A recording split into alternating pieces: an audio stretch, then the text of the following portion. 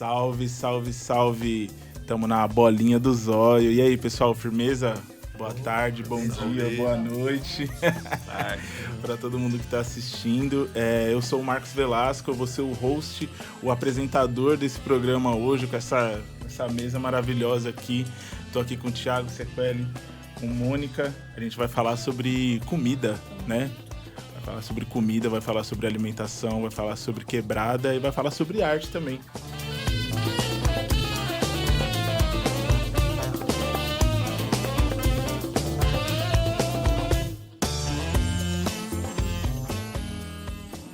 Falem sobre vocês, Mônica, por favor. Puxa o carro. A gente começou uma vida de cultura lá atrás, há muito tempo, que a gente gostava de frequentar quintais, né? Então, a nossa história começa nos quintais dos amigos e a gente não sabia que o nome de tudo isso era sarau. Mas a gente fazia poesia, fazia uma comida, né? Reunia os amigos em volta daquela panela e ali a gente declamava, cantava e fazia a troca, né? Que é a coisa mais importante que existe. Eu acho que é a troca que a gente faz nesses bate-papos junto com os amigos e com comida, regada a comida, né? Porque a minha raiz diz que se não tem comida, o povo não está feliz, né? Então a gente tem que ter a comidinha para aquecer o coração, para dividir, para mostrar os gostos para todo mundo, né? E aí a gente começou fazendo isso nos quintais. Aí a gente conheceu o Sarau da Cooperifa, né? Conhecemos o Sarau da Cooperifa e foi maravilhoso.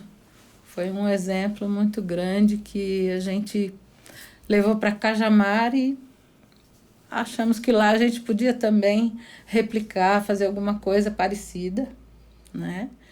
E aí a gente começou o Sarau da Roça, onde tinha comida, poesia, música, teatro, encontro e a troca, né? Uma troca muito importante, que a gente trocava conhecimento, culinária, amor, né?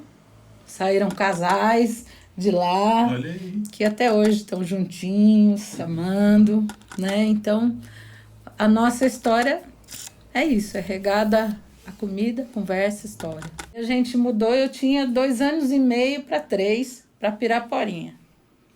E lá na Piraporinha, eu saí já tendo meus 2 filhos, Daniel e Gabriel já estavam nascidos já. Então é de lá. É. Sequeli, e aí?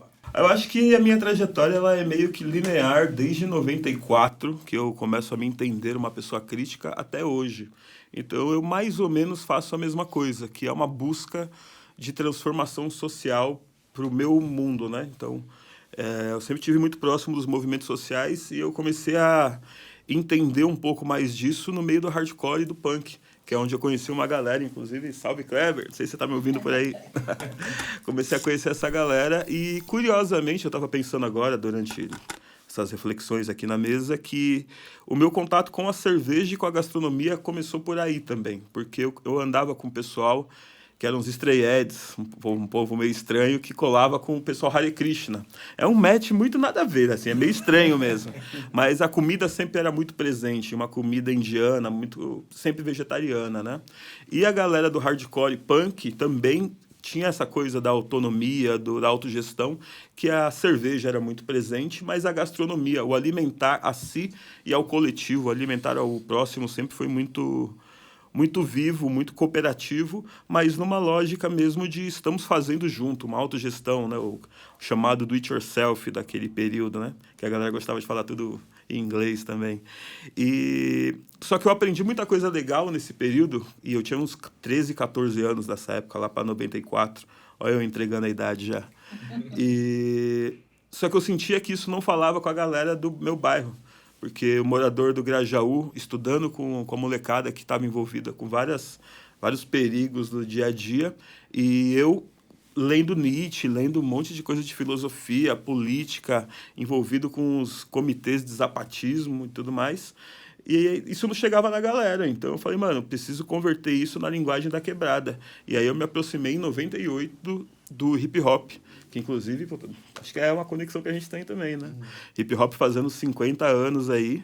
E em 98, que já é uma longa data, eu já comecei a me aproximar disso, dos coletivos de hip hop.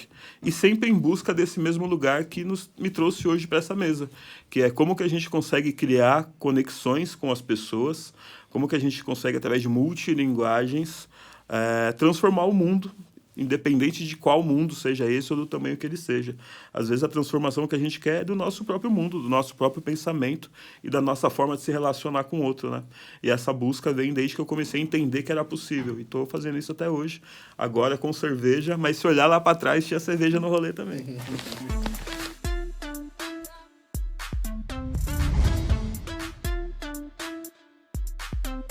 É um sonho de transformar a cerveja artesanal em uma ferramenta de mudança, transformação social e potência de visibilidade da galera que está invisível socialmente. Para nós, a cerveja ela não é o fim, ela é o meio.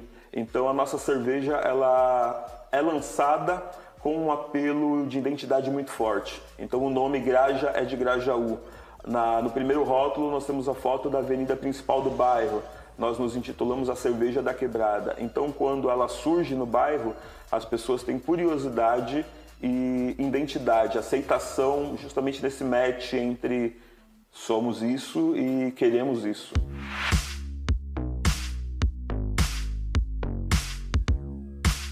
Uma das bases para o desenvolvimento aqui da cervejaria é valorizar aquilo que é do Grajaú. As coisas, as histórias e especialmente as pessoas. Por isso, a última cerveja lançada por aqui homenageia este casal que está aqui comigo, Dona Nete e Sr. Flanela.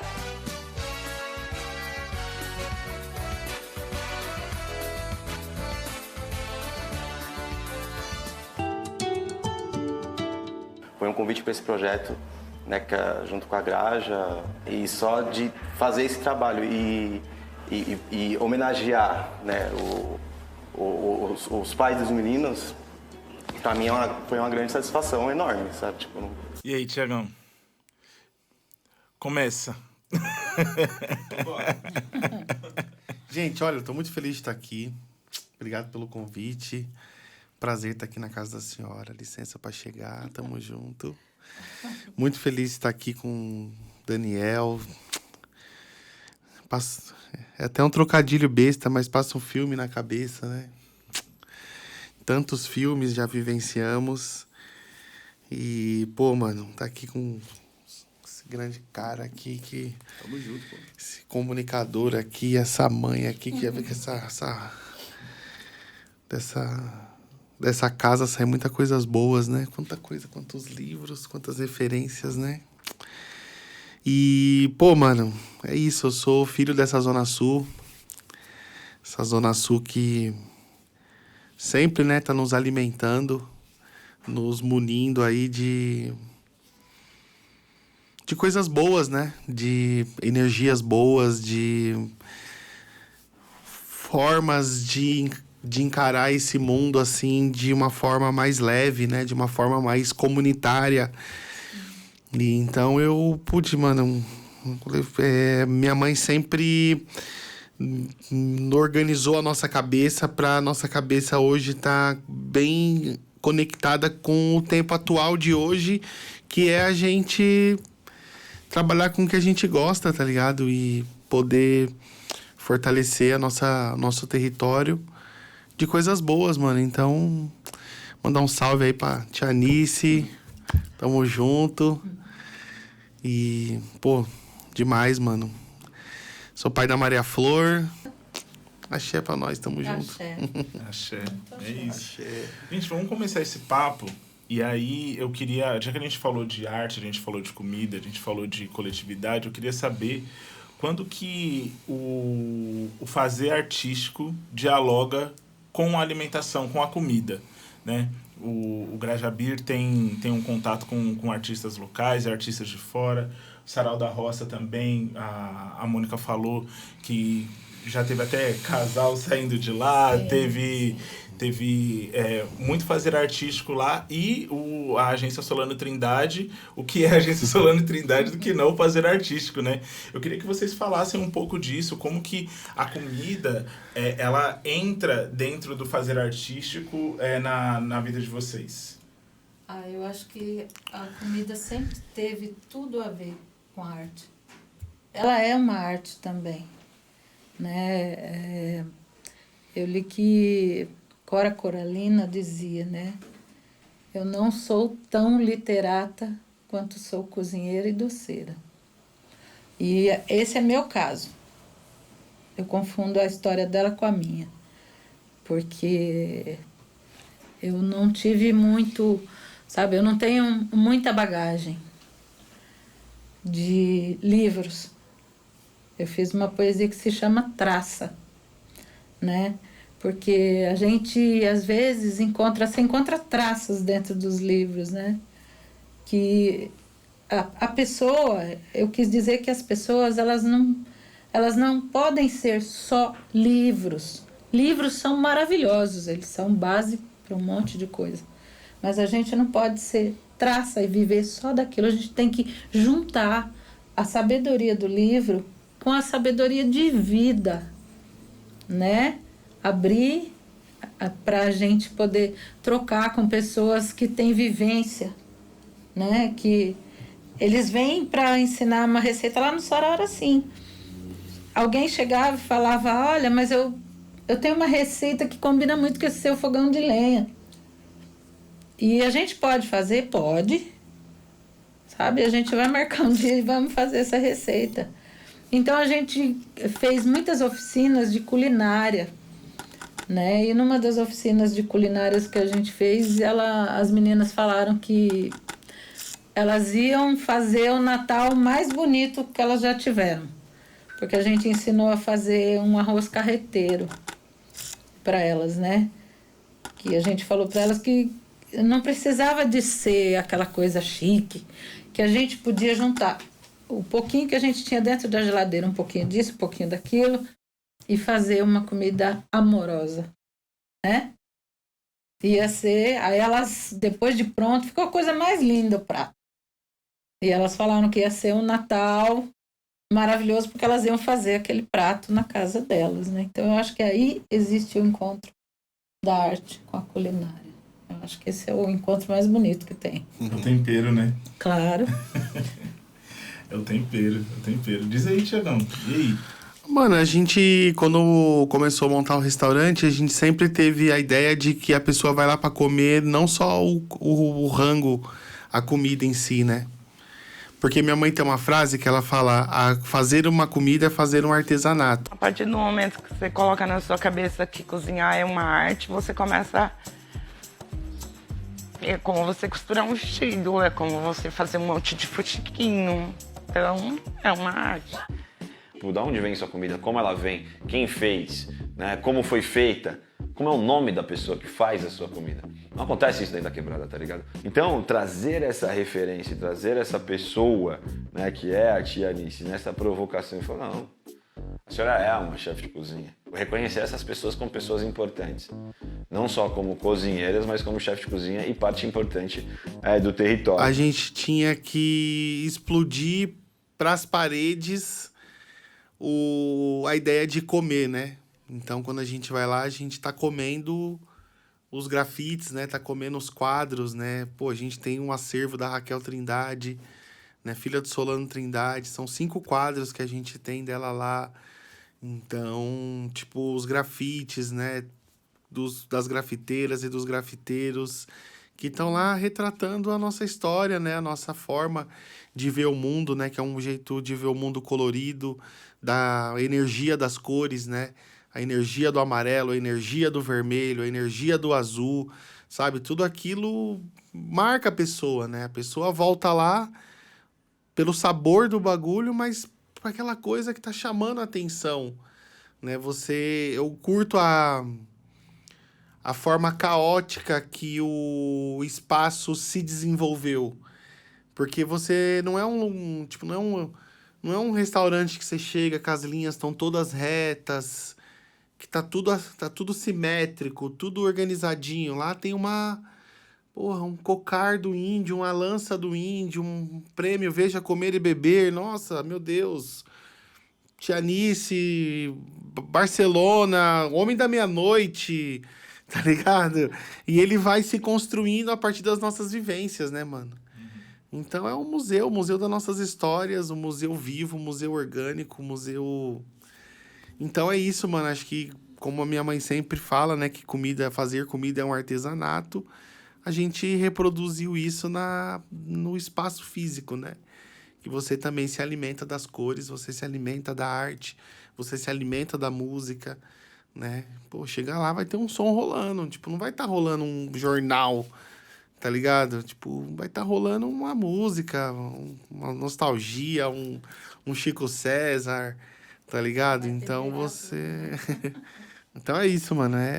Comida é um artesanato. Fazer um rango é um artesanato. Eu tenho uma cerveja que chama Tropicália Marginal, que eu dou meio que essa parafraseada da Tropicália, mas a Tropicália original, né, da obra do Hélio Oiticica, que é uma instalação multilinguagens. E aí eu trago essa ideia do marginal, porque eu boto fé que a periferia é isso que você falou, mano, é um artesanato, é uma colcha de retalhos de muitas histórias, muito sofrimento, muitas vitórias, muitas histórias bonitas e de amor se encontrando nesse universo em crise, tá ligado? Então, o que você tá trazendo é esse apanhado mesmo, você condensa num lugar o que é não a periferia, mas as periferias, né? E a potência da periferia, não a periferia à margem, mas a periferia à frente, o futuro, né? E o nosso trampo com comida, mano, ele é um resgate ancestral, porque até na lógica africana, né? Tudo tem que ter comida, tudo tem que ter bebida, tudo tem que ter música. Então, isso é parte do rito. Então, se você pensar desde o axé, dos ancestrais, dos orixás, sempre tem o alimento em conexão, em diálogo. E a Graja Beer, ela entende que uma das primeiras coisas para a gente conseguir ter uma transformação, mesmo que do micro para o macro, a gente tem que entender quem somos e aonde estamos, né? Então, é preciso entender esse espaço pessoal, né? Então, esse religar ancestral, que são as suas raízes, ele perpassa pelo afeto. Então, a comida também é uma forma de ligar. E hoje a gente está numa busca muito grande desse ligar através das nossas raízes mais próximas mesmo, sabe? A casa da avó, da onde a gente veio, quem somos e da onde viemos, tá ligado? Então, a nossa comida, ela fala com a questão do norte e nordeste, as culturas do centro-oeste, do sudeste, mas pensando justamente em identidade, em pertença. A gente começar a dialogar a partir disso. E aí, um outro detalhe que é muito importante é a cerveja, né? A cerveja também é comida, porque a cerveja, inclusive, ela...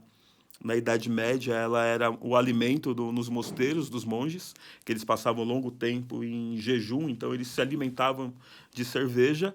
Mas a cerveja, na história da humanidade, ela foi criada por mulheres e tem relatos históricos que, além de serem mulheres, ela foi criada na África, mano. Então, tudo fala sobre quem veio antes da gente, tudo fala sobre afeto e alimentar, não só a barriga, mas alimentar o corpo e alimentar o próximo, né? Alimentar as nossas relações. Massa. E aí, trazendo esse lance de alimentar as relações, né? E qual é a relação que a gente está tendo com comida hoje? Porque a gente passa por uma fast foodização, digamos assim, nem sei se essa palavra existe, mas de alimentos muito rápidos. A gente precisa comer muito rápido para trabalhar, para ir pegar um pedaço de pão e ir embora, sair de casa com um café no estômago. E aí, gente, como é que a gente tá... que relação é essa que a gente tá tendo com a comida? Que não é... É o mal da cidade, né? É, exato. Que tava lá e, pô, foi feito com o maior amor. Putz, pensei no seu fogão, vou fazer aí na sua casa, sabe? Que relação é essa que a gente tá tendo com essa comida? E vocês conseguem entender mais ou menos o porquê que a gente tá tendo essa relação com a comida? Eu acho que é o tempo. Tempo? A gente tem muito pouco tempo hoje em dia. A gente trabalha muito, né? E quando você chega em casa, o que você quer? Você quer ir pro fogão cozinhar? Quer dormir. Por mais que você ame cozinhar, por mais que você ame seus filhos, sua casa, você quer descansar. Você até quer comer uma comidinha de carinho, sabe? Mas o seu cansaço grita. Ele fala mais alto. né? Aí o que você faz? Abre um pacote aqui, outro pacote ali, pega um congelado, joga na panela, aquela coisa assim, corrida.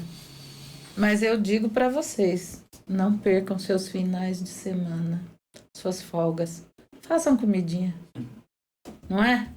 O nosso corpo pede, o nosso coração pede, a nossa saúde também, né? Porque infelizmente é assim, o industrializado, ele veio para colaborar, para ajudar? Não sei. Tenho minhas dúvidas, sabe? Porque eu acho que a comidinha que você faz ali, eu acho que comida, ela é energia, não é? Se você não tá bem, você vai fazer comida, aquela comida vai ficar boa? Não vai. Então, sabe, eu acho que ali na indústria, o que tem lá, gente? Tristeza de um monte de gente infeliz e não tá legal e não tá bem e o salário não condiz com que você, o tanto que você trabalha e se esforça. Vai vir alguma coisa com energia boa pra gente comer? O tanto de doença que tá aí aparecendo e aumentando, eu acho que vem tudo ali empacotado. É o que eu tenho para dizer, peguem suas folgas e façam um pouquinho de comida. Mas eu acho que além do tempo, né? O tempo das 24 horas é o mal do nosso tempo e da nossa sociedade, né? A gente está correndo. Exato. Correndo para alcançar algum lugar que a gente não sabe muito bem o que é, né? Então, até você falou da questão das doenças. Se o alimento é acolhida e ele é cura, então a gente está num tempo que a gente também está produzindo a doença, né? Exato. Mas além de produzindo a doença, a gente está produzindo a doença e inventando o remédio para a gente viver mal e durar muito tempo. Mas viver de que forma durando muito tempo, né? Então eu acho que esse respirar que você falou do próprio Sarau da Roça, Sérgio Vaz traz muito isso, né? O silêncio é uma prece.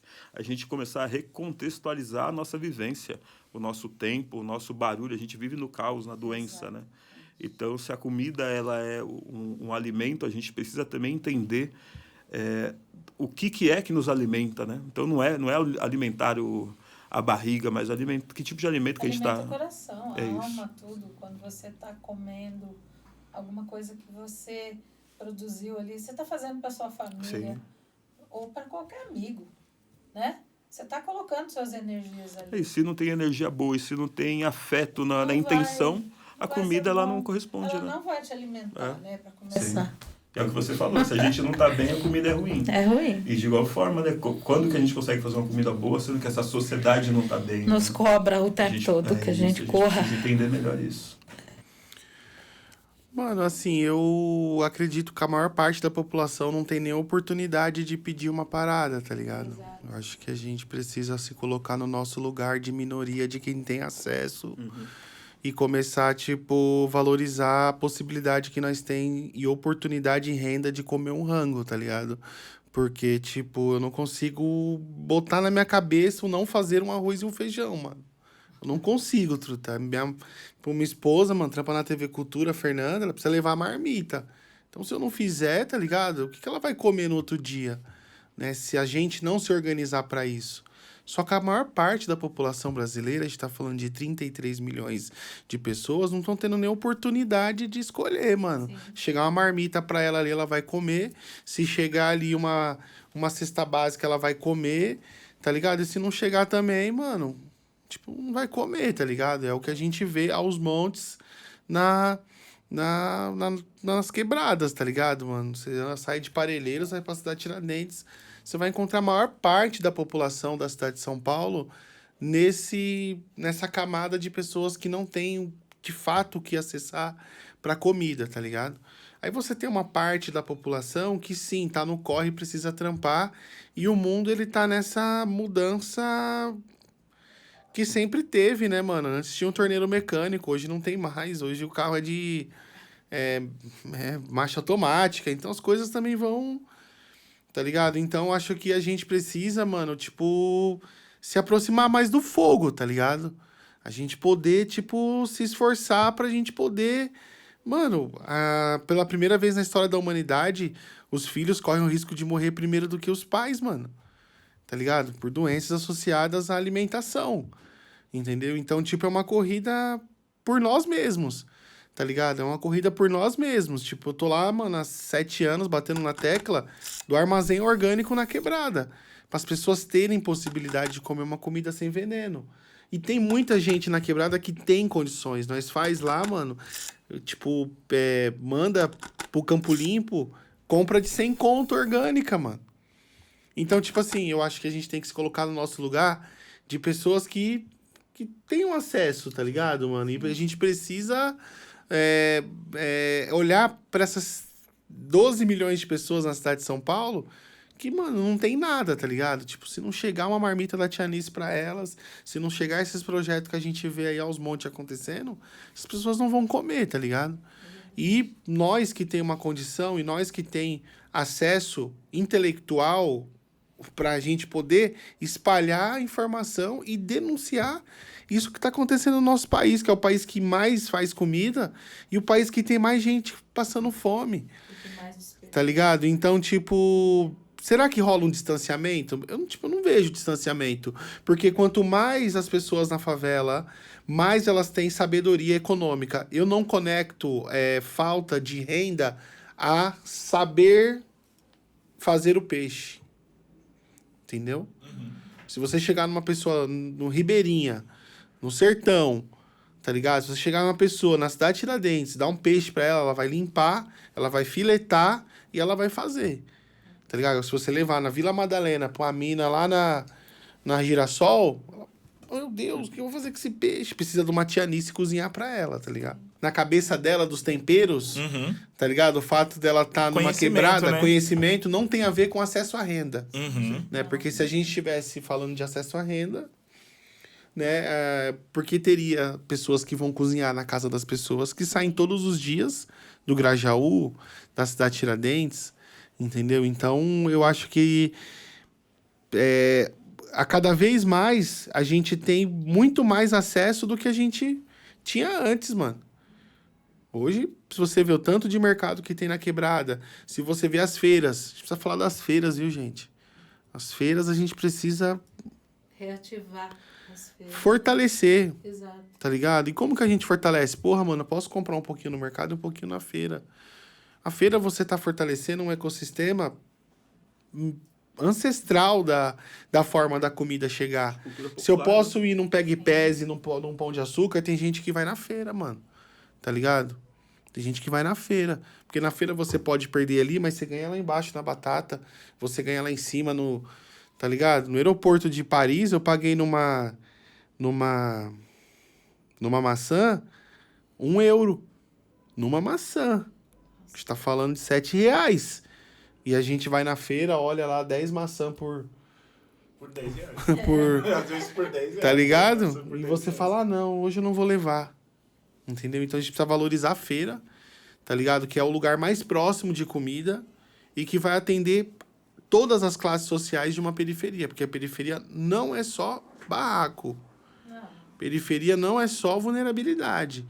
Você tem, sim, as pessoas que vivem nas quebradas, mas você tem as diversas classes sociais de uma quebrada, tá ligado? Sim, não é só ausência, né? Então, acho que eu divido bem isso aí, tá ligado? O que quem são as pessoas que, de fato, não vão ter o que comer e, sim, tá distante por uma questão social e econômica. E você tem pessoas que estão trabalhando, têm consciência... Sabe, mano, eu não me vejo fazendo rango. Eu tô aqui falando com vocês, tô pensando que a Maria Flor vai rangar. E a gente tem que comer na mesa, truta. Ela tem que ver, ela senta, pega o pratinho dela, vai pra mesa. Sabe, a gente tá se vendo na mesa, se olhando.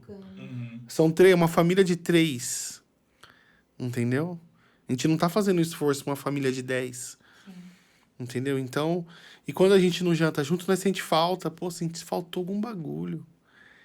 Cada um jantou num lugar, cada um comeu alguma coisa. Então, acho que é isso, mano. A gente tem que se esforçar, se exercitar, cozinhar, tá ligado? Se cozinhar, ir no mercado, escolher, tá ligado? Fazer parte. Não é ajudar, truta. É fazer parte, é estar junto. Sim. Entendeu, mano? É ir lá, é meter as caras, é errar.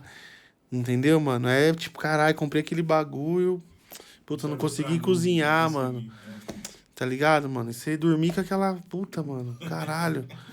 Pô, não, vou comprar o bagulho e já vou fazer. Ontem eu fiz um monte de quiabo, mano. Falei, caramba, mano, eu comprei muito quiabo. Que delícia. E cadê? Você não trouxe hoje pra nós? Não, comi tudo. Aí não foi muito. Foi muito, você entendeu? Então, Eu entendi, sei, sim. mano, é isso. Eu tenho bem simples, assim, separando bem. Eu acho mais uma coisa, eu acho que tem bastante gente fazendo horta também, que eu acho lindo, sabe?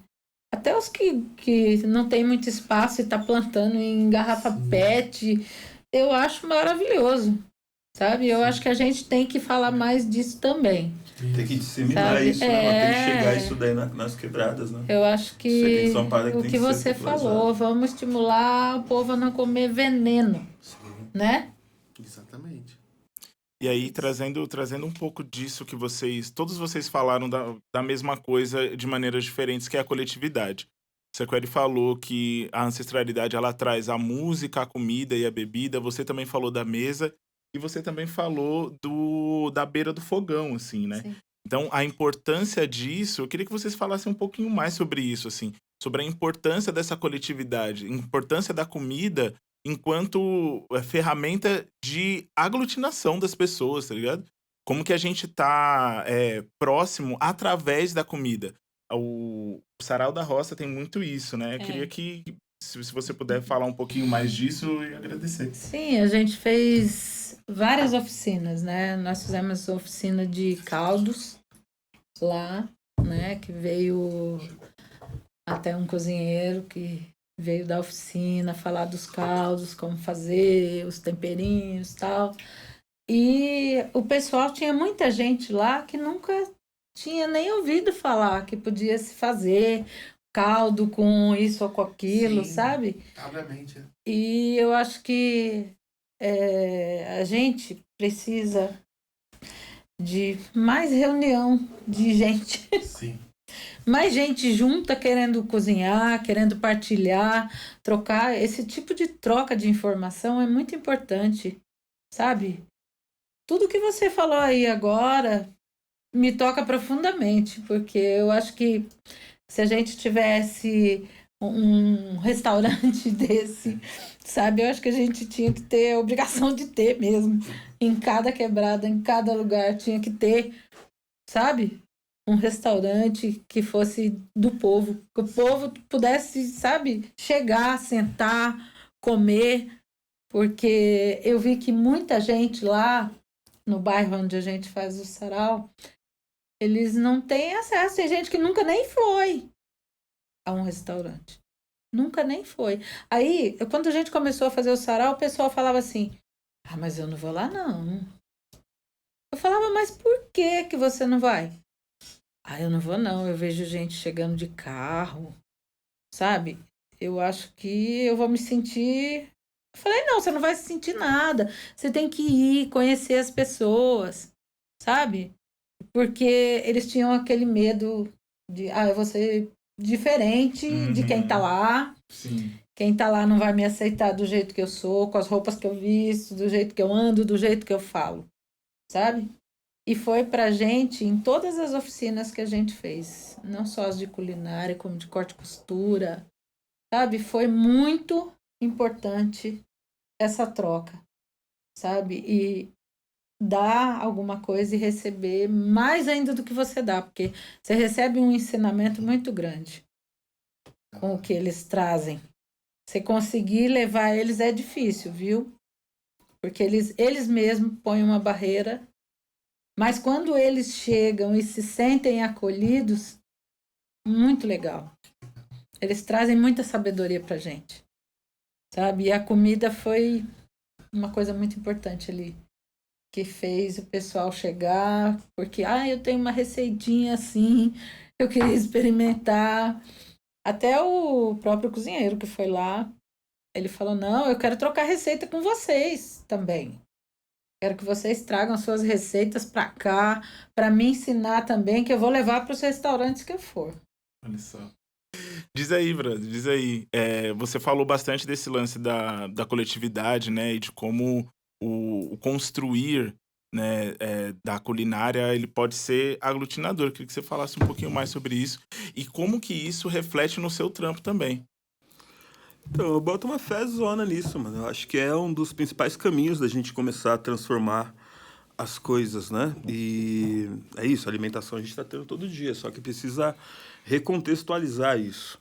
No caso, eu tenho o bar, né? Eu tenho o restaurante, que uma das propostas é também aglutinar as pessoas em torno da arte, cultura e educação, cerveja, mixologia e comida. Comida como sendo uma das principais frentes. Tanto que hoje a nossa busca, eu estava falando até agora há pouco, é justamente trazer mais esses elementos de cultura regional, do sensorial regional, para que a gente consiga ter as pessoas conectadas, né? Então hoje eu tenho visto muito as mesas discutindo em cima dos pratos que a gente cria, mas discutindo esse sensorial ancestral, tá ligado? Uma das coisas que eu tenho muito orgulho é quando o pessoal para e fala, pô, isso daqui me lembra, tipo, da casa da minha avó, isso daqui eu comia quando eu era pequeno, puta, em outro estado, tá ligado?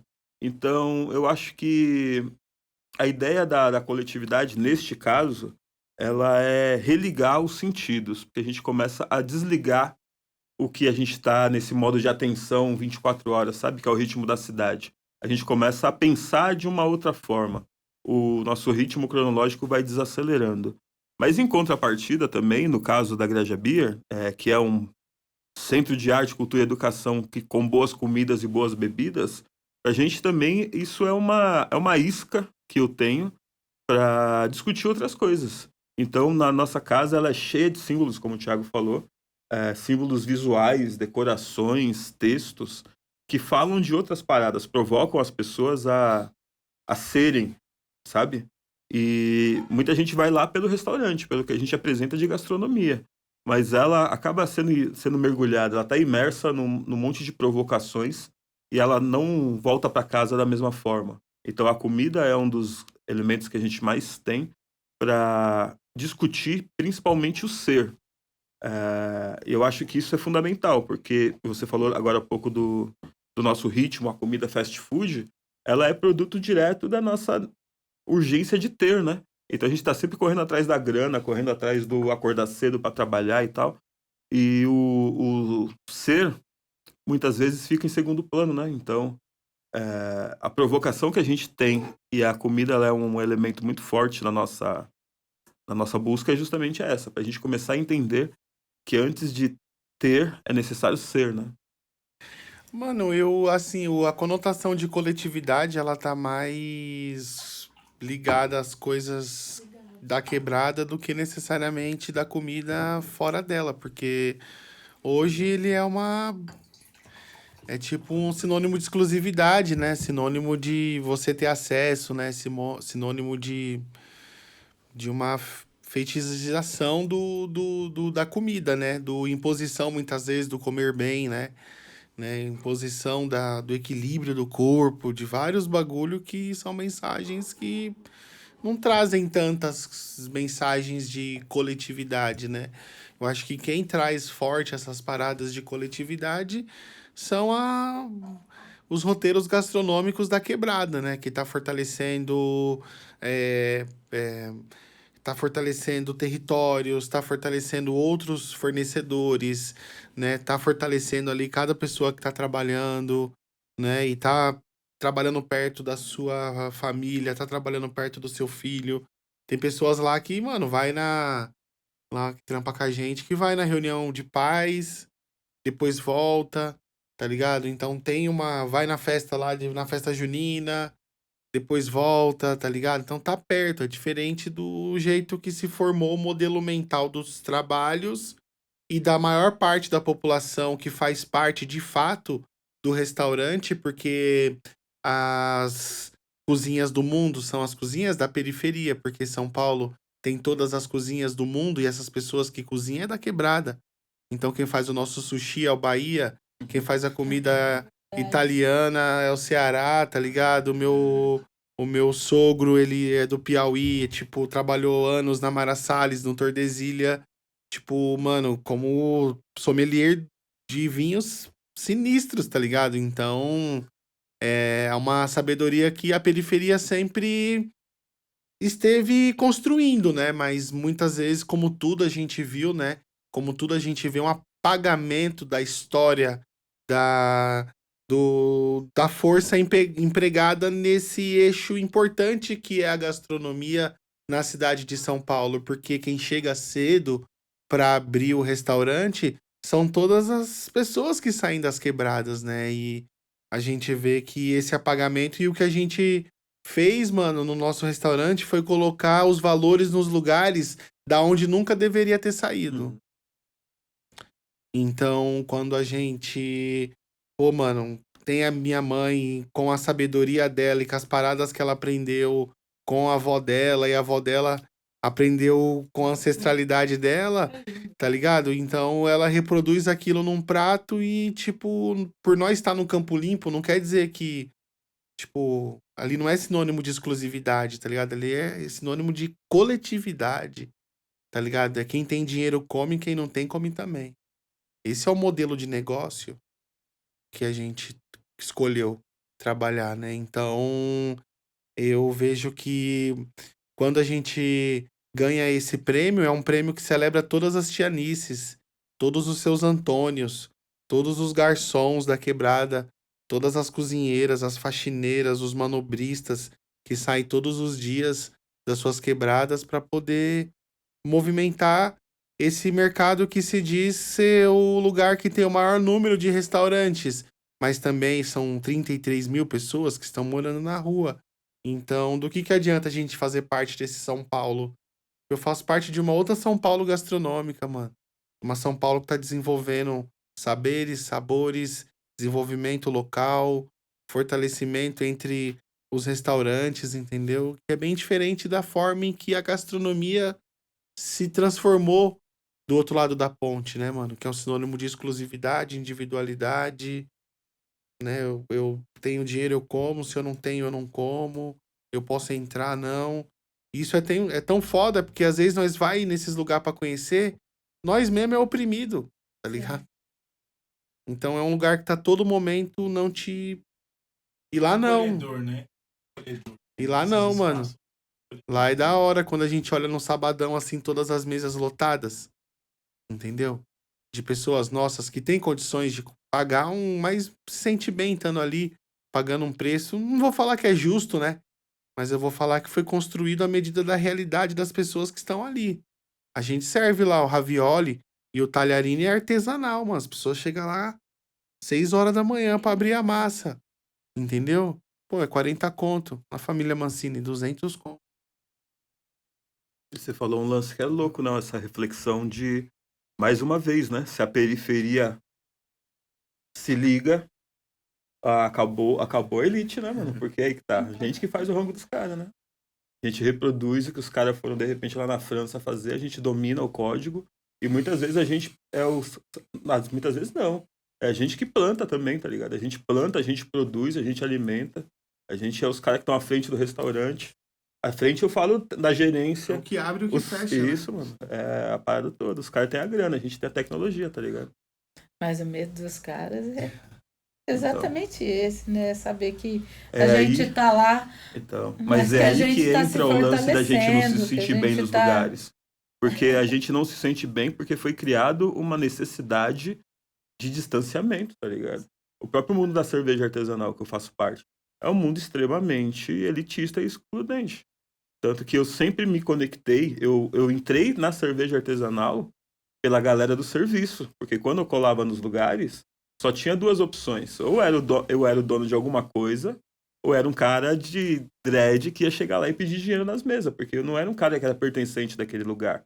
Só que na hora que eu entrava, o olhar de quem estava na cozinha, o olhar do cara que estava na limpeza, o olhar do barman, sempre foi um olhar de, pô, finalmente um dos nossos, tá ligado? Então a gente sempre teve uma conexão. Sempre nos tratamos de igual, tá ligado? E é nesse de tratar de igual, a gente tendo as tecnologias, que a gente troca, né? Então eu aprendi sobre cerveja muitas vezes com os nossos iguais, não foi com a galera que viajou pra Bélgica, pra Alemanha, pra poder trazer o bagulho, tá ligado? E aí volta. Se a gente consegue também ter tecnologia e a gente compartilha entre os nossos, a gente abre a Graja Bia, a gente abre a Agência Solano Trindade, a gente abre 50 outras paradas E é isso que os caras não querem, né? A gente é perigoso. Como que vocês veem esse rolê dentro do mercado? Quais alimentos vocês estão vendo dentro do mercado? E por que vocês acham que esses alimentos estão vindo para cá? Vou tentar explicar melhor a pergunta, que é o lance de não ter tantos alimentos de qualidade dentro do mercado. E aí, por isso que eu puxei o que você falou, Thiago, de trazer um pouco, compra um pouco do mercado, porque, enfim, é isso, né? O mercado tá ali, às vezes a gente precisa de alguma coisa na hora, e compra um pouco na feira também. Qual é Quando que é? você fala mercado, você fala prateleira. Prateleira do mercado, é. Mano, é exclusão de novo, mano. Porque se você vai nos mercados dos boy, tá ligado? Tá tudo lá, mano. E tá lá e tá caro. Essas paradas, tá ligado? Acho que é um lance mesmo do...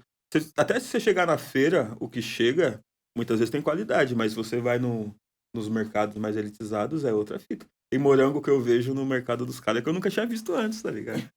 É muito foda. Tudo que vocês leem das nossas coisas, vocês nunca vai ver a gente falando comida de verdade. Nunca. Esse é um termo que ele cria uma hierarquia na comida. Quando você fala, eu faço comida de verdade. Eu produzo comida de verdade. Você cria uma parada que você faz a comida de verdade e tudo que não é comida, tudo que não é de verdade na sua visão nutricional não é, entendeu? Então isso já é uma parada que a gente não quis trazer pra gente, pra nós não se tornar refém disso. Certo? Porque quando você fala comida de verdade, você já não tem a liberdade de abrir o miojo. Né? A gente sabe que naquele dia pra aquela mãe, o miojo é a comida de verdade, mano. Então eu não posso criar uma elite intelectual em torno do rango e tudo aquilo. É que nem vocês trabalham com fala do vegetariano e vende a carne. Eu falo, mano, o vegetariano anda junto com o carnívoro, eles é amigo. A gente acredita que a verdadeira rede social é a mesa. Entendeu? Então, assim, mano, eu acho que a conta fecha quando o Brasil se compromete em fortalecer as pessoas economicamente. Porque você tem várias desculpas, mas você tem uma parada central que o Brasil não se compromete, que é fortalecer economicamente essas pessoas. Não tem como, mano. Não tem como. A raiz da violência, a raiz do acesso ao rango é a questão econômica das pessoas terem, as tiazinhas terem as suas aposentadorias, os tiozinhos terem acesso à sua aposentadoria, o jovem ter acesso a uma educação de qualidade para ele se inserir no mercado de trabalho. Porque, mano, a alegria de uma mãe, mano, é você ter... Na minha época era ter a cesta básica. Hoje, mano, a alegria é ter o VR pra ela falar, aí, mãe, vai lá, ó, compra os bagulho. A nossa maior nutricionista é a nossa mãe, truta. Ela sabe tudo que você precisa. Ela sabe o horário, ela sabe o dia que o caçula vai ficar bom, o dia que, sabe, ela tem a noção que cada dia tem uma promoção. Você não tem essa ciência, tá ligado? Então, assim, eu acho que a conta fecha quando um país se compromete economicamente com as pessoas, entendeu? E a gente não vê esse compromisso do nosso país. A gente vê um abandono. Política pública, geração de emprego, impulsionamento da economia, sabe? Por que festivais como a gente faz, eles não estão impulsionados? Por que a gente não tem festivais cinematográficos? Por que a gente não tem uma virada cultural que abarca toda a riqueza da construção? Você tá entendendo? É um papo econômico que nós temos que tirar da Secretaria de Assistência Social e levar para o Ministério da Fazenda, para o Ministério da Justiça. Entendeu? É isso que está levando o nosso país para esse lugar que é um lugar vergonhoso. Se você ser um país que mais faz comida e tem gente passando fome, é muito vergonhoso isso, as pessoas não entendem. Hábitos alimentares? Você acha que gente humilde, gente pobre, gente miserável, que lamentavelmente está nas ruas de São Paulo, vai ter hábito alimentar? Agora, o pior de tudo que ele anunciou hoje, seu presidente, aí não dá para ficar calado, que ele vai introduzir esse composto, esse granulado, essa farinata, que para ele é um produto milagroso e abençoado, como ele mesmo disse, na merenda escolar da rede municipal, nas nossas escolas. Isso é um ataque à dignidade dos nossos alunos. É assim que ele trata. É uma ração. O Dória vai dar ração para os alunos da rede municipal. O meu sonho, mano, é as pessoas que nós tá entregando marmita hoje, amanhã ela possa estar num trampo e falar, mano, eu não preciso mais da marmita hoje. Eu vou estar indo no mercado comprar o meu bagulho. Cara, isso é o bagulho louco, é a transição perfeita. Tá ligado? De você ter a pessoa que tá pegando marmita e hoje, porra, conseguiu um trampo. Porra, mano, já saiu da marmita, já deu fila pra outro e pra outro, entendeu? Então é compromisso com o acesso econômico das pessoas. Isso pra mim é fundamental. Porque o resto a pessoa já tem, mano. O drive do comida boa ela já tem. Ela já tem tudo na cabeça, entendeu, mano? Mas eu boto uma fé que tem que ampliar também no quesito cultural e educacional o que é a comida e o que é a parada. Porque, mano, as grandes redes investem milhões em... É igual na parada de cerveja, mano. As redes investem milhões e milhões, tá ligado? Em dizer o que é a comida, tá ligado? Então, assim, se a pessoa tem mais grana, ela vai querer ter acesso a uma parada que ela nunca teve, que é poder ir no restaurante, talvez no fast food, e ser alguém. O Campo Limpo tá lá, o McDonald's lá, o bicho E eu acho também que tem aquela coisa, como você disse aí, ela vai querer ter um acesso. No bairro onde a gente faz o sarau, tem muita gente que se melhora um pouquinho, ela não quer ir na feira, ela quer ir no mercado que ela nunca foi. Naquele mercado grande que tem lá. Porque também. Essa coisa do achar que é mais caro é melhor. Entendeu? E, gente, tem muito lugar que tem orgânico hoje em dia, mas que não é acessível. Sim. Não é. Aí, o que o pessoal faz? Ele vai pegar lá do mercado, porque hoje é o dia da oferta. Isso. Do mercado. Hoje tem couve em oferta. Hoje tem uma batatinha que eu quero, sabe? Então é isso também, é muito desigual. Sim. Sabe? Então a pessoa, infelizmente, ela não vai poder.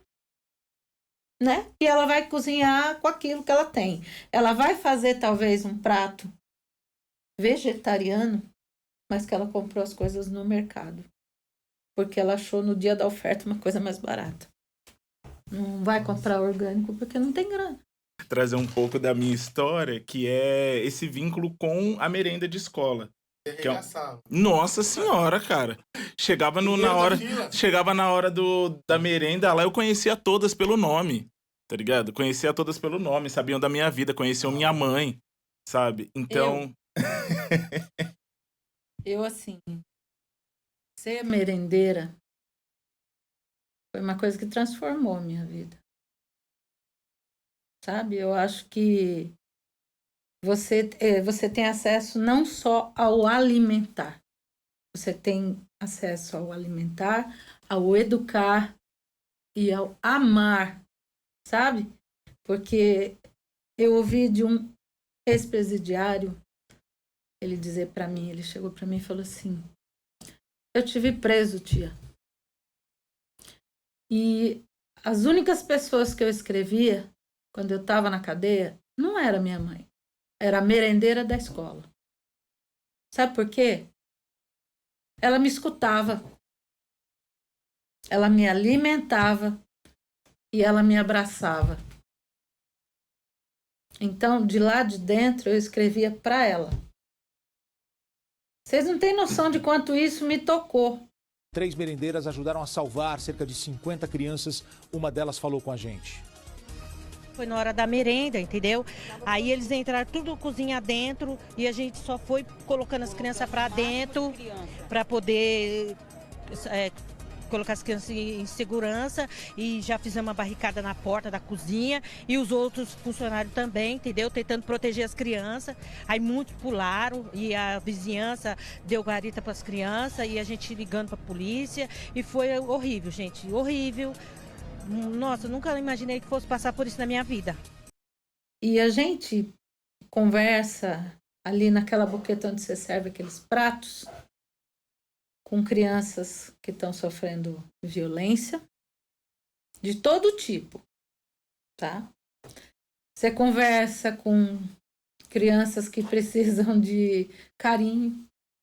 Tem tudo, mas não tem nada.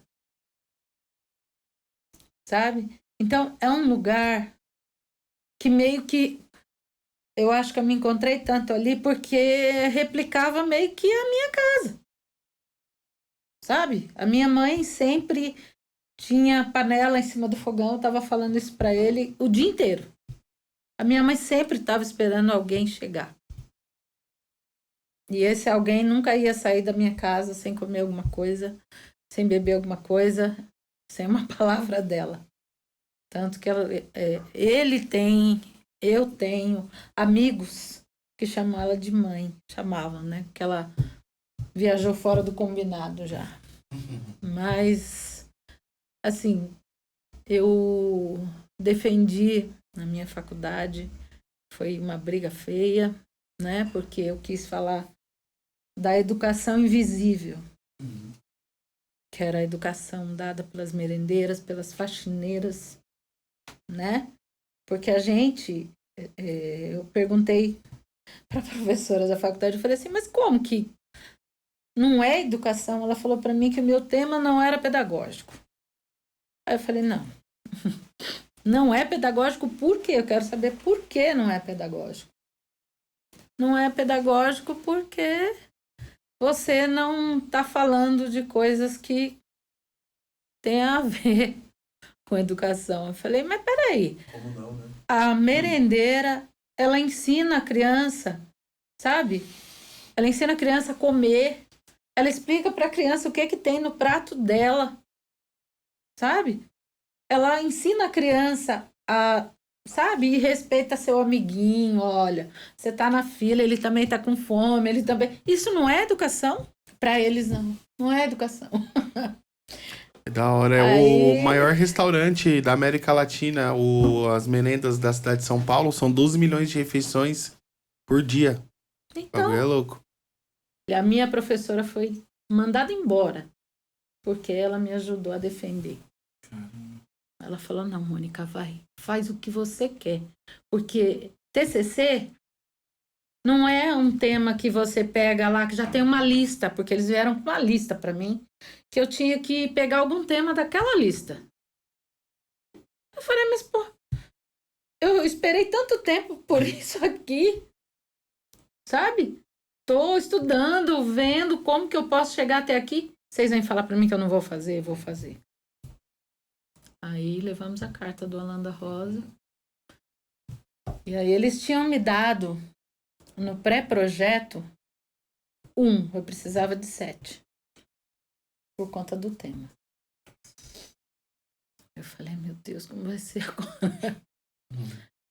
Aí, quando a gente fez a bibliografia do trabalho, aí eles deram 6.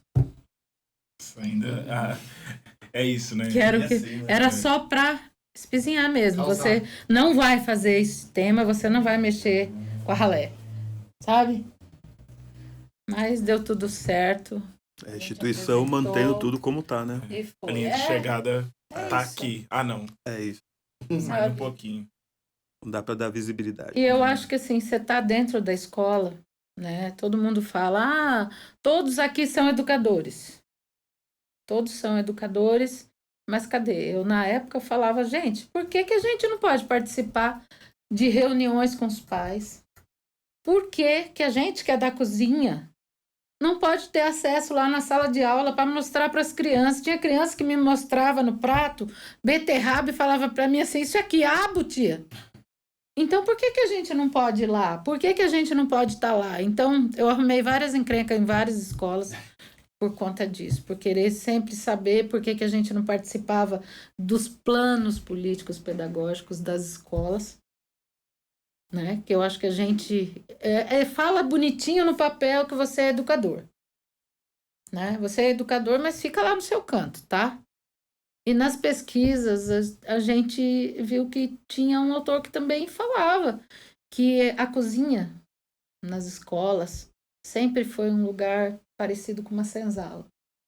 Ele sempre é à parte, num lugar bem excluído, onde ninguém te vê, né? A maioria são mães solo, negras, né? Assim como na faxina. Então, era o nosso retrato. que estava ali. E a gente tinha que brigar. E eu fui fazer entrevista até com as merendeiras, e muitas eram concursadas, mas falavam assim para mim: eu não posso dar entrevista para você. Se eu der entrevista para você, você é mandado embora. Eu falava: mas como? Você tá dando entrevista para mim para um TCC. Eu não vou fazer campanha política.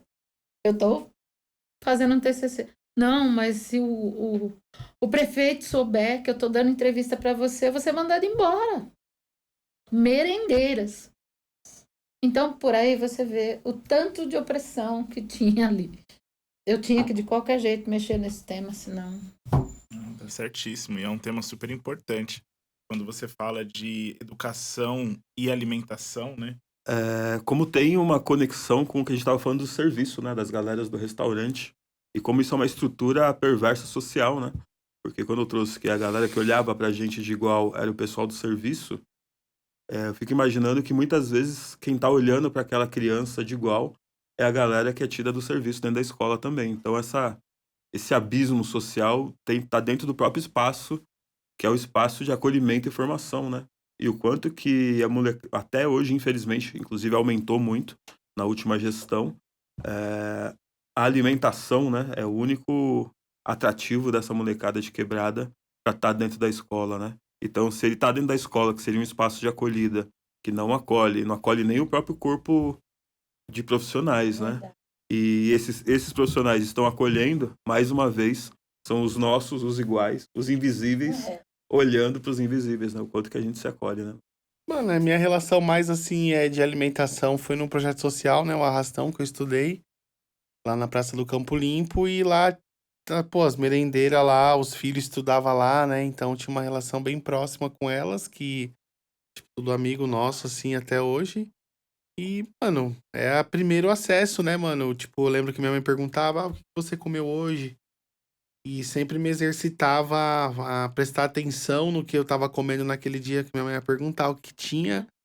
E tinha a tia Ju lá, que ela ficava, tipo, guardinha, assim, da salada, se você pegou, se você não pegou, se você pegou uma, né? E depois eu encontrei ela: ô, tia Ju, a senhora falou tanto de salada, eu abri um sacolão.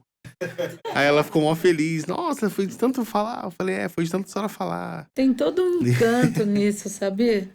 A gente, eu tive já várias experiências, assim, de estar em lugares e vi uma pessoa correndo me abraçar e eu nem saber quem é. Da hora. Tia, você não lembra de mim? Você deu comida pra mim na escola, lembra? Eu sou fulano. Eu falava: tá, 400 crianças por dia. Eu vou lembrar de uma. Eu quero muito lembrar de você, como que é seu nome, sabe? E essa coisa aconteceu comigo outro dia também, de um menino chegar, me abraçar e falar: você deu comida pra mim, agora eu tô trazendo meu filho pra você alimentar. Desculpa, gente. Mas pra mim é muito importante, sabe? Essa continuidade de estar junto com um pai, depois um filho. Você vê que você faz alguma diferença. Sim. Sabe? Para alguém ali que às vezes precisa de uma conversa, de um abraço, de um carinho e até de socorro mesmo.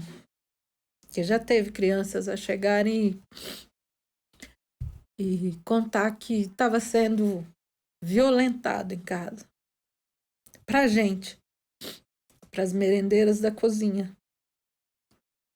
E experiências assim terríveis que a criança não consegue falar para a mãe porque tem medo.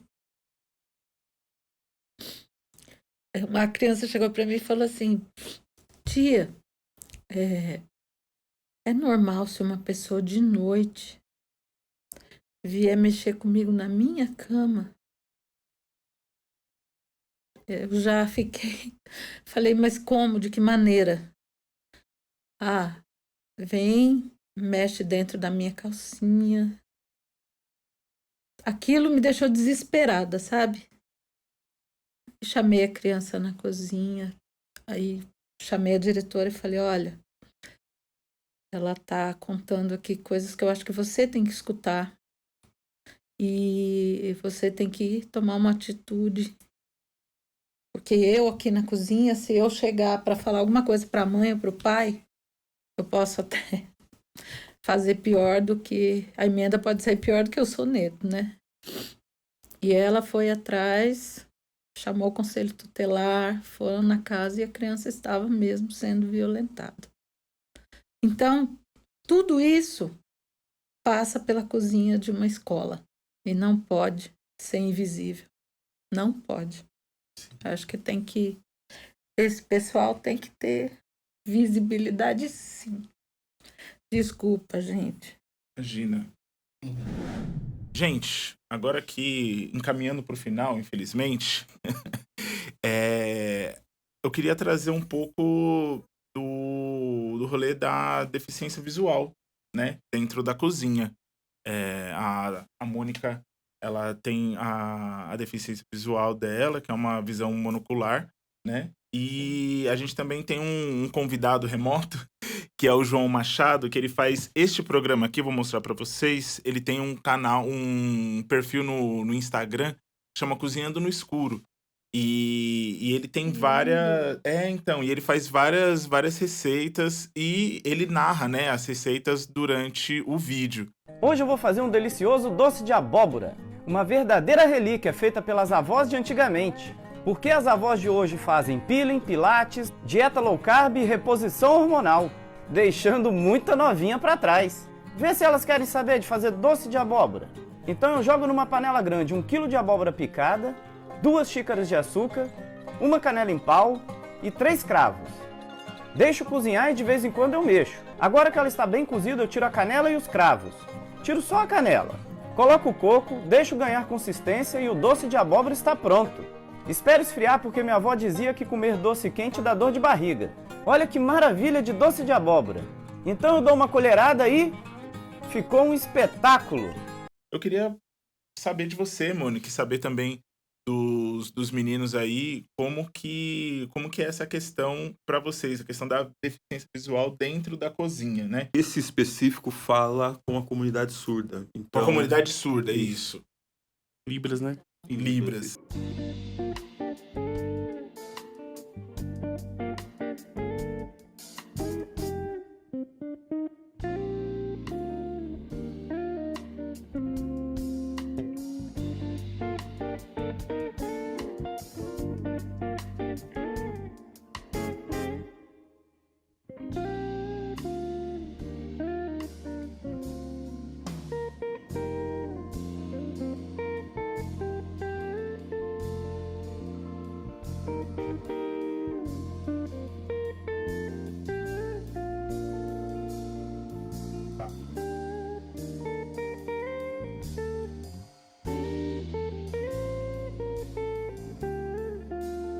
Eu passei por 3 transplantes de córnea que foram rejeitados, né? E para salvar o último, eles foram fazendo outras cirurgias. Não, a gente vai salvar, então vamos fazer outra e outra e outra e outra. Meu olho ficou tão cheio de cicatriz que eu estava trabalhando, no meio da pandemia ele estourou, né? E aí teve que colocar prótese mesmo. E assim, eu acho que a gente, quando tem uma deficiência, seja ela qual for, né? Eu acho que você perde uma coisa e o seu próprio instinto de sobrevivência vai te alimentar com outras coisas, né? Ele vai aguçar alguma coisa em você. Então, comigo foi dessa maneira. Eu tenho problema na outra vista também. Eu enxergo 40% só dela. Mas, assim, o médico conseguiu me adaptar a uma lente que eu consigo chegar a 60%. Né? E a gente não desiste. E eu acho que ninguém tem que desistir mesmo. Né? A gente tem que continuar. Erguer sempre a cabeça e continuar. E eu tenho um exemplo disso, né? Que mães costumam dar exemplo para os filhos, né? Mas eu tenho um filho que me dá exemplo de vida. que é o Daniel. Ele faz o que faz, que vocês conhecem o trabalho dele, e ele também é deficiente visual, né? E o trabalho dele exige muito da visão. Então, eu me preocupo bastante com isso, mas ele me alavanca, sabe? Ele me empurra. Toda vez que eu penso em desistir, eu lembro dele. Fazendo tudo que ele faz e seguindo a vida. Cuidando dos filhos, sabe? Junto com a parceira dele, que é maravilhosa também. E é isso. E vocês na vida dele, né, gente? Pra dar mais trabalho. Sou só gratidão. Mas é meio tranqueira, você sabe, né? Mas esse lado tranqueiro, ele também herdou, né? Mas fica... Fazer o quê? Mas fica arrastando ele, né? Você sabe, né? Ele quer ir embora. Não, tomar mais uma. Vamos fazer um negócio Vamos ali. fazer um negócio ali. Mas a gente... Aí ele fala, manda umas marmitas aqui pra mim. Você sabe Tô que fazendo filme. A gente consegue sobreviver com problemas porque a gente tem pessoas como vocês que falam, não, toma mais uma, fica mais um pouco. É por isso que a gente sempre tá indo pra frente, porque a gente tem gente na vida da gente. É isso, gente. Queria agradecer a presença do Sequela e do Thiago, despender esse tempo para colar aqui, para falar sobre comida, para falar sobre sociedade e tudo mais. Queria agradecer de verdade em nome da Caramuja, em nome da Bolinha do Zóio. Queria que vocês dessem aí, falassem um pouco da Graja Beer, falassem um pouco da Agência Solano Trindade e do Organicamente Rango, para a galera aí conhecer, para quem não conhece. O microfone é de vocês. Tirem para o ímpar. Rapidaço, pô. Eu boto uma fé que esse papo aqui só mostrou quanto que a gente é potente, independente do que dizem, né? Então a gente só mostra que juntos essas potências individuais elas se tornam coletivas e transformam tudo. A Graja Beer é isso. A Graja Beer usa muito a lógica, que é uma lógica ancestral do eu sou porque nós somos. E isso não da palavra, não da boca para fora, né, mano? Isso olhando para a ancestralidade, quem veio antes, respeitando. E levando em conta que nós estamos trilhando um caminho de sermos os futuros ancestrais também. Então é muita responsa e muita escuta, né? A Graja Beer, ela é a primeira marca de cerveja artesanal de periferia. É a primeira marca de cerveja artesanal, então, consequentemente, do Grajaú, região com quase 1 milhão de moradores.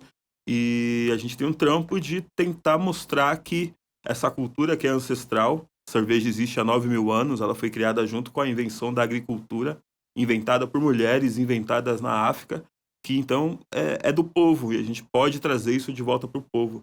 Se vende tanto dinheiro, se a cerveja está patrocinando o The Town, por exemplo, por que não chega para nós nenhum convitinho, tá ligado?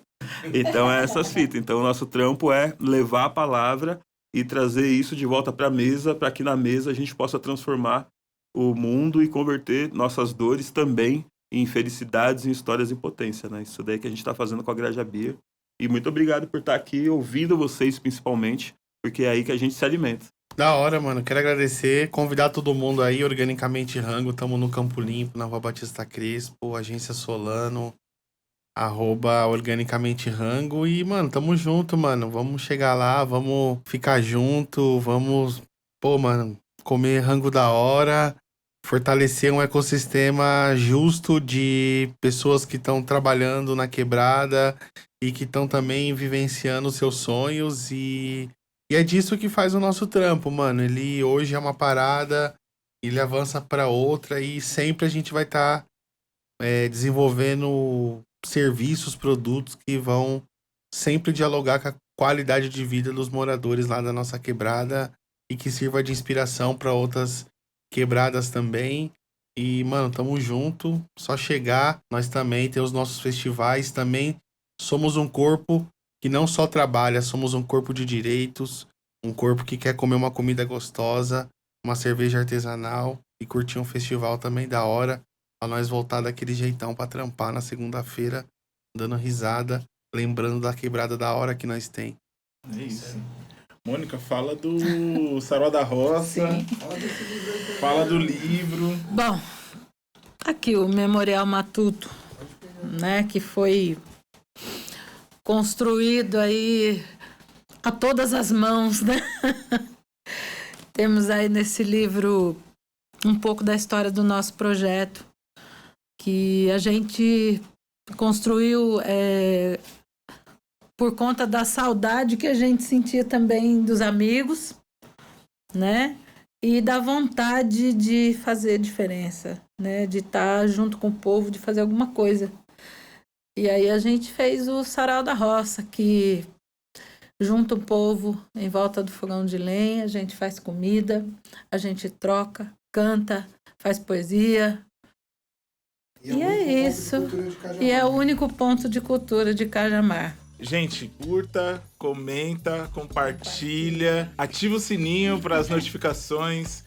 Assina também, segue também no Spotify, que é muito importante seguir no Spotify, para você sempre que sair um episódio novo, vai estar lá a bolinha lá do Spotify, saiu o episódio novo da Bolinha do Zóio, então vou lá ouvir. É isso, gente, um beijo, até a próxima.